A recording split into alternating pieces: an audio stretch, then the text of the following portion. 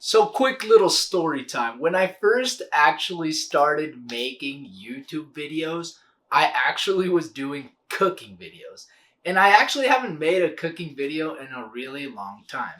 We actually picked up some steaks from Costco the other day. And while Stephanie's at work, I figured, why not make her a good steak dinner? Let's get it, let's go.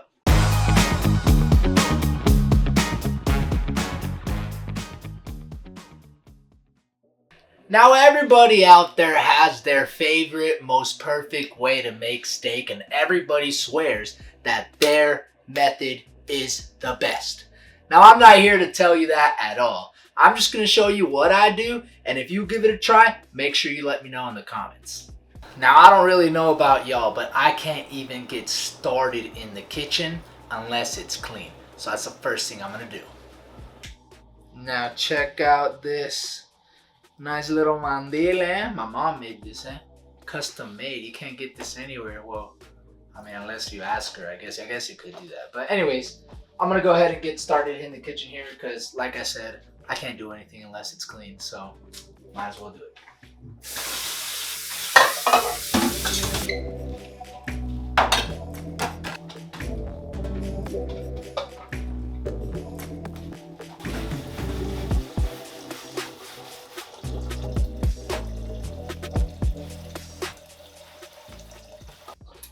I don't know about y'all, but I love Dawn dish soap.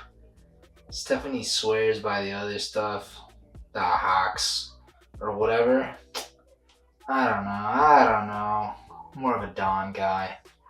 Let me know what you guys prefer in dish soap. What am I doing, bro?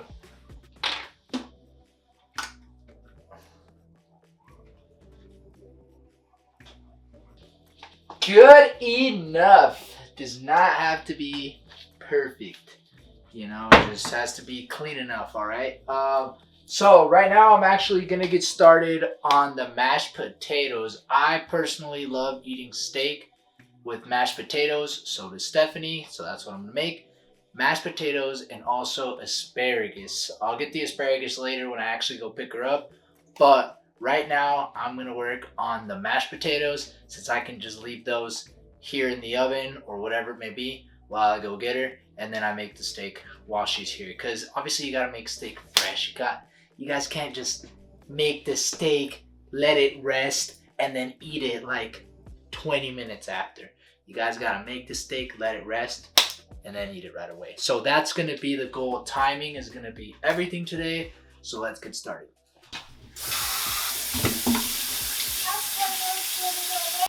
¿No me vas a ayudar? No? Okay. Whatever then, Dario. Whatever. Be careful here, people. Now, I normally make about four potatoes. 4 potatoes or so, like, for us two. It kind of leaves enough to have some leftover for Dario if he wants some mashed potatoes, or we're just a little extra hungry. We'll just eat a little bit the next day. We never have any really steak left over. I mean, unless it's raw steak and we just let it marinate overnight again, but for the most part, I would say we don't really have a lot of leftovers. I'm not a professional. I'm just doing this for fun because I like to.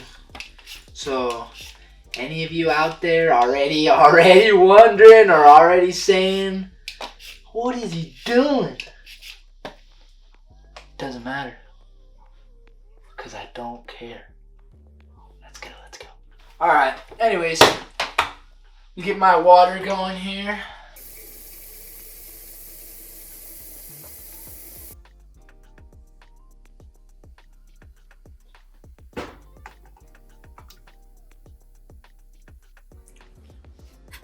So normally how I like to check my potatoes is just using a fork and poking them.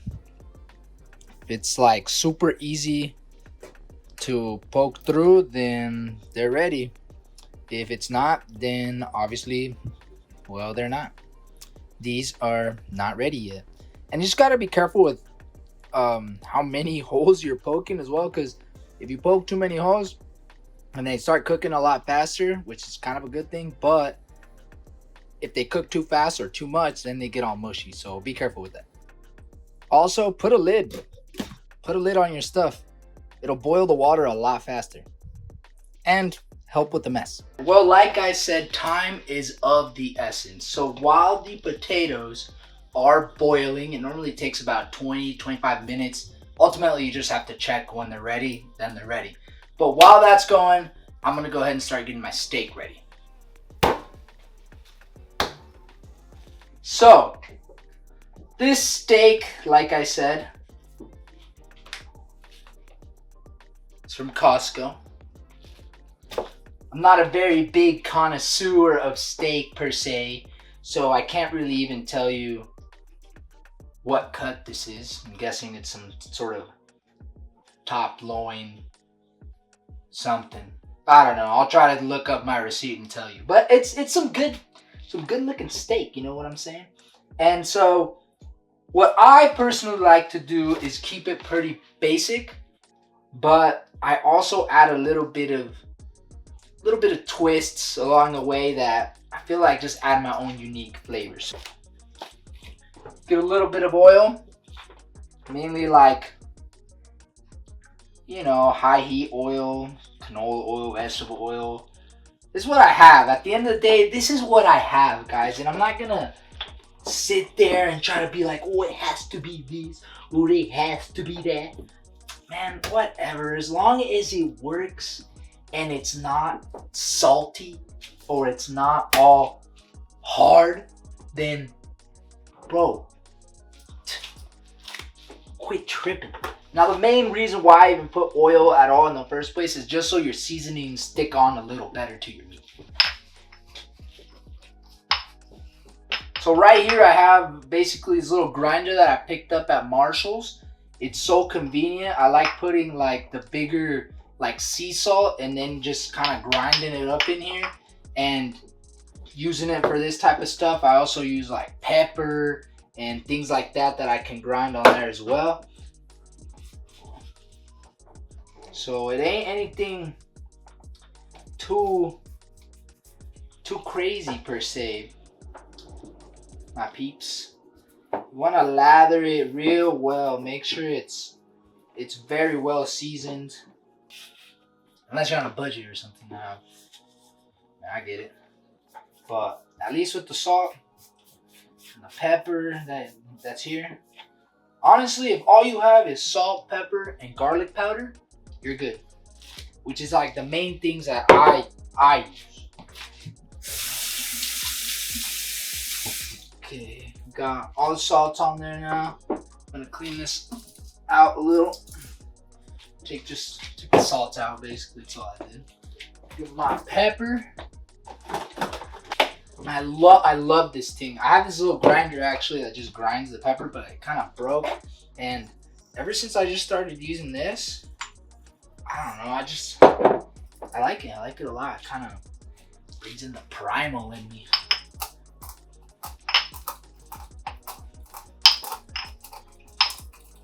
And it's super easy to crush things, to be honest. It doesn't take very long. Kind of like a little molcajete.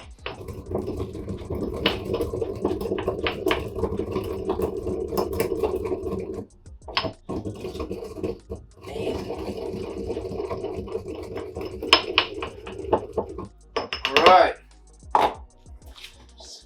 See? Went from this to nice little powder.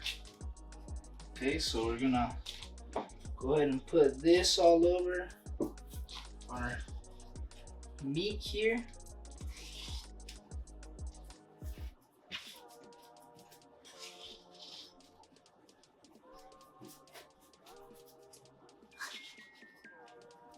Oh yeah, with rest of it on here. Oh yeah, baby. Oh yeah. Get all of it in there, you know. You want to get yourself una tablita or something to keep everything here, and nothing goes to waste. Okay. Up next, we got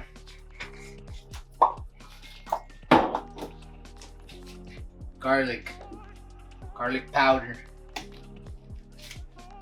You guys in your kitchen, you don't have anything, at least try to have your very best garlic powder, salt,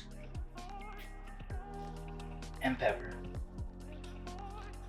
Honestly, with those three, you go a long ways.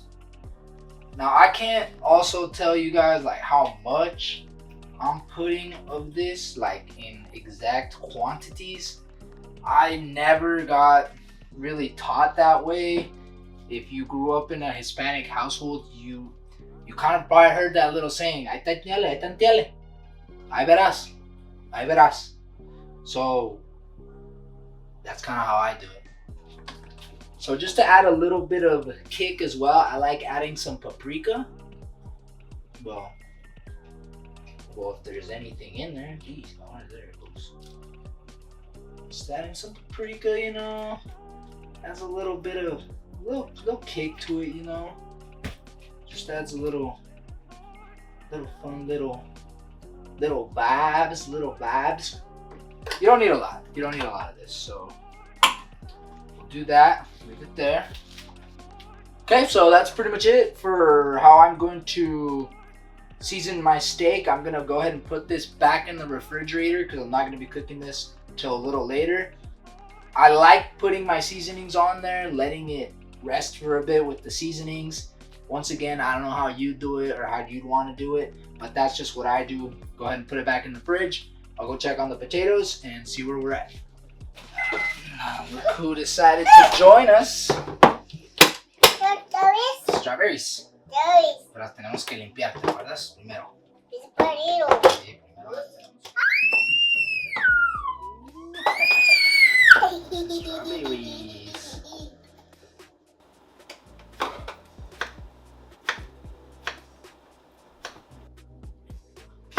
I don't know about y'all, but strawberries here that I bought lately from like Walmart and places like that, they're terrible. They have like no flavor. Tastes like water. Maybe because it's obviously like wintertime still. I don't know. But they're just bad for the most part. But he loves them. Then.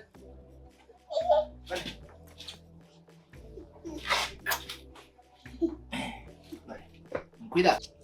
Alright, so this is what I mean by going in pretty easily. You know, you'll feel it's maybe a little hard in there, but it'll be alright. So for this next part, I like just getting a strainer and putting my potatoes in the strainer while I get my pan ready for what I'm going to make the mashed potatoes in. While they're kind of waiting there or kind of chilling there, they cook a little more anyway, so it's all right if your potatoes aren't like super soft. You don't want them to be super soft while they're still in the water. You kind of want them to just be soft enough to put that fork in without too much force.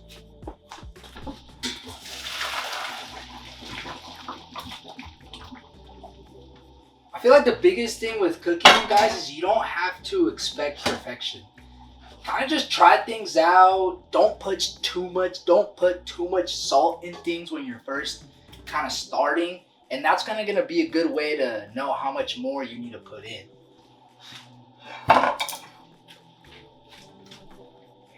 All right, so basically I'll just let those kind of hang out there while I get my pan ready to actually make my mashed potatoes. Yo, Brew Doctor, sponsor me. Kind of put them on medium low. Depends on your stove, of course. This freaking stove sucks, bro. If you guys have lived in apartments or stuff like that, You probably know what I'm dealing with, but can't wait to, get out to our own place and get something better. But for now, we'll do with what we have.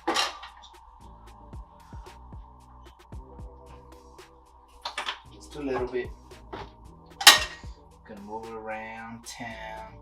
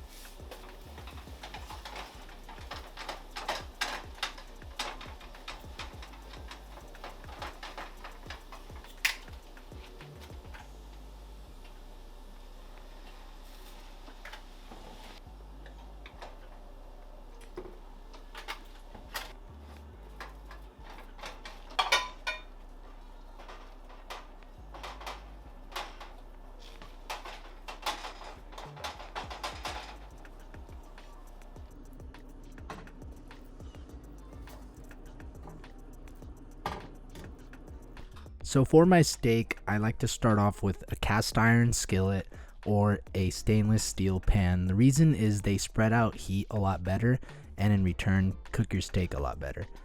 I then put some oil and then some actual lard. Not a lot of people do this, but I really like the flavor that it gives my steak. Once it's hot, not burning, but hot, you put your steak in. Now the key here is to leave it alone till it builds a crust on the bottom. As you can see, I kind of flipped it a little early and I slightly may have over seasoned the steak a little bit, but it's not that big of a deal.